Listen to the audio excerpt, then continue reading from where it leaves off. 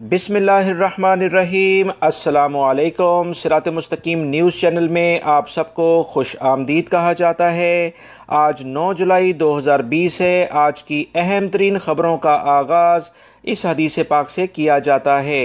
रसूलुल्लाह सल्लल्लाहु अलैहि वसल्लम ने इरशाद फरमाया, आदमी के लिए इतना शर बहुत है कि वह अपने मुसलमान भाई को हकीर जाने।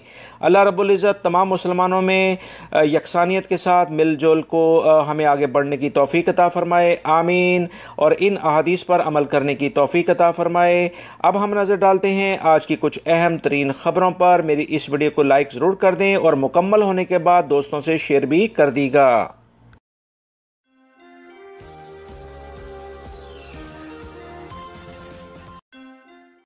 सऊदी इक़्तिसादी माहिरीन का कहना है कि गैर मुल्की कारकुनों पर लगने वाले टैक्सों में सऊदी शहरियों के लिए रोज़गार के नए मौक़े पैदा होंगे।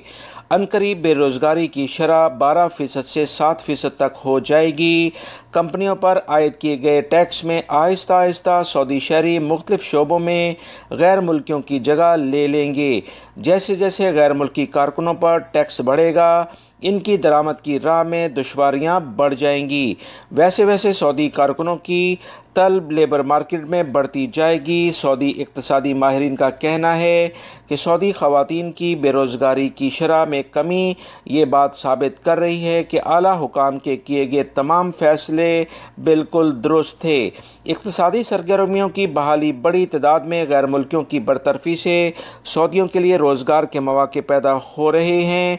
कोरोना बहरान ख़त्म होने के बाद बड़े पैमाने पर सऊदी शहरियों को मुलाजमतें मिलेंगी। सरकारी और गैर सरकारी मनसूबे दोबारा शुरू होंगे। बैरूनी सरमायाकारी ममलिकत में आएगी तो बेरोज़गारी की शरह कम होकर 7% या इससे भी कम रह जाएगी। लिहाजा आने वाले दिनों में सऊदीज़ेशन के लिहाज से बड़े फ़ैसले मुतवक्का हैं, जिससे गैर मुल्की अफराद काफ़ी ज़्यादा फारिग हो सकते हैं। दोस्तों, आप लोग सब जानते हैं कि खलीजी ममालिक के जो हालात होते हैं वो एक मुल्क से दूसरे मुल्क में काफ़ी ज़्यादा असरअंदाज होते हैं। यही कुछ सूरत हाल इस वक्त सामने आई है। सऊदी अरब में सऊदीज़ेशन के बाद कुवैत ने भी ऐलान कर दिया है और पार्लियामेंट में बाकायदा बिल पास कर दिया गया है कि गैर मुल्की कारकुन कोटा बिल, जिसका नाम दिया गया है।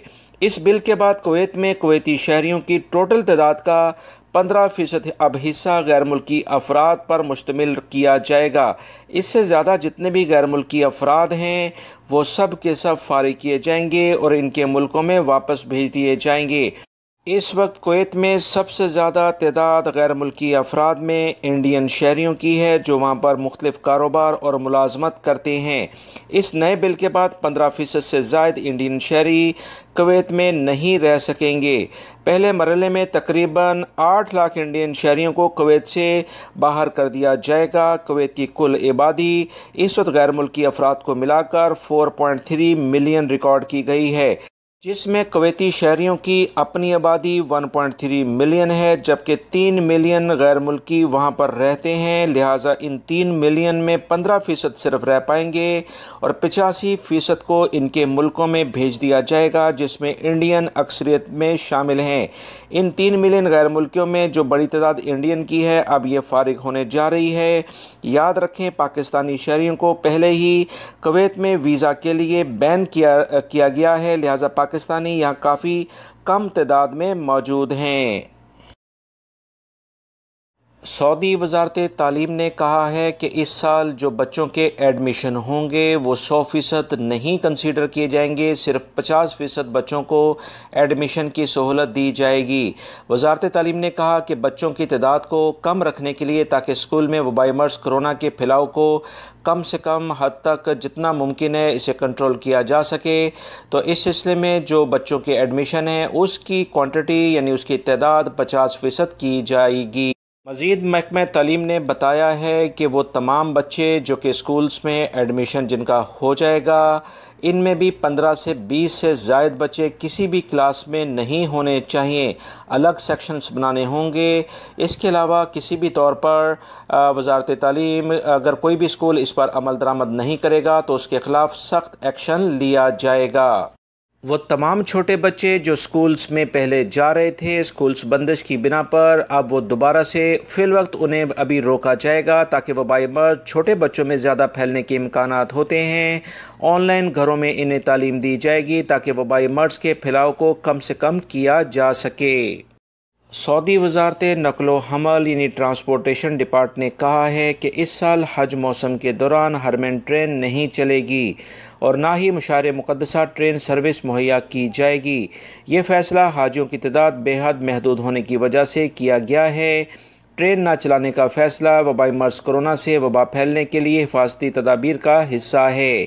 वजारत नकलो हमल में जनरल मैनेजमेंट के इंचार्ज यासर अल मुसफ़र ने बताया कि वजारत ने इस साल हज के दौरान ट्रांसपोर्ट लाइसेंस के अजरा की हिकमत अमली तैयार कर ली है।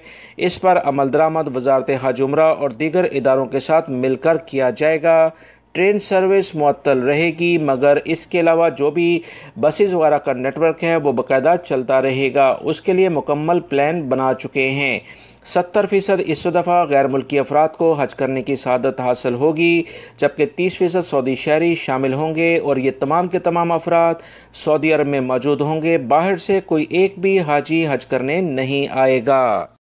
पाकिस्तानी पायलट्स मुसलसल मुश्किलात से दो चार हैं। जाली डिग्रियों की खबरें सामने आने के बाद यूरोपीय यूनियन ने पाकिस्तानी पायलट्स पर यूरोपीय एयरलाइंस के त्यारे उड़ाने पर मुकम्मल पाबंदी आयद कर दी है। यूरोपीय यूनियन सेफ्टी एजेंसी ने तमाम रुकन ममालिक से सिफारिश की है कि पाकिस्तानी लाइसेंस याफ्ता पायलट्स को जहाज़ उड़ाने से रोका जाए। सिविल एविएशन सेफ्टी एजेंसी ने तमाम पाकिस्तानी पायलट्स की तफसीलात तलब कर ली हैं। यूरोपीय यूनियन एविएशन ने अपने 32 रुकन ममालिक को तजवीज़ दी है कि पाकिस्तानी लाइसेंस पर काम करने वाले पायलट्स को मुअत्तल कर दिया जाए और मज़ीद अगर कोई भी इस सिलसिले में रुजू करे तो उसकी दरख्वास्त को कबूल ना किया जाए। ये तमाम की तमाम सूरत हाल पाकिस्तान में भी काफ़ी ज़्यादा चल रही है। काफ़ी ज़्यादा पायलट्स जाली डिग्रियों के चक्कर में सस्पेंड भी हुए हैं। सऊदी फूड अथॉरिटी ने तमाम शहरियों और गैर मुल्कियों को हदायत जारी कर दी हैं कि मार्केट में मौजूद non contact forehead infrared thermometer नाम से जो थर्मामीटर मौजूद है उसे कतन इस्तेमाल ना करें। ये थर्मामीटर बुखार की गलत रीडिंग बता रहा है और ये चाइना का बना हुआ है। अगर आपके पास ये है तो इसे आप इस्तेमाल ना करें क्योंकि आपकी जो सही कंडीशन है उसके बारे में ये गलत फहमी पैदा करेगा। लिहाजा इसी बुनियाद पर इसे मज़ीद इस्तेमाल ना किया जाए क्योंकि वबाई मर्ज कोरोना में टेम्परेचर 37.5, 4 या 7 हो सकता है। अगर 38 के करीब टेम्परेचर जाता है तो ये वबाई मर्ज की आगाज़ या उसकी निशानदेही करता है। लिहाजा बहुत एहतियात करें और ये थर्मामीटर अगर आप इस मकसद के लिए इस्तेमाल कर रहे हैं तो इसे इस्तेमाल ना। सऊदी टेलीकम्युनिकेशन अथॉरिटी ने एक एलामिया जारी करके बताया कि ममलिकत में मुआहदे की खिलाफ वर्जी करने वाली जो भी मोबाइल फ़ोन कंपनीज़ हैं, इंटरनेट प्रोवाइड करने वाली कंपनीज़ हैं, इन्हें भारी जुर्माने किए गए हैं जो कि 8 मिलियन रियाल के करीब बनते हैं।